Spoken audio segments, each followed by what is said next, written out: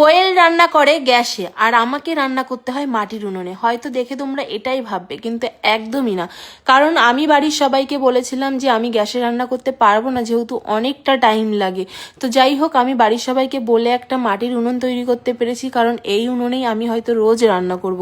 কারণ সত্যি বলতে আমার গ্যাসে একদমই ভালো লাগে না, যেহেতু অনেকটা টাইম লাগে। এই কারণেই কিন্তু আমি বাড়ির সবাইকে বলে বাইরে একটা উনুন বানিয়েছি। সত্যি এত তাড়াহুড়ো করে এই উনুনটা হয়েছে, যার জন্য দেখো ভালো করে কমপ্লিটও হয়নি। কারণ তোমরা তো সবাই জানো বাড়ির সবাই ভাগ ভোগ করে রান্না করতেই হয়, যেহেতু একবার হচ্ছে কোয়েল রান্না করে, কখনো আমি রান্না করি।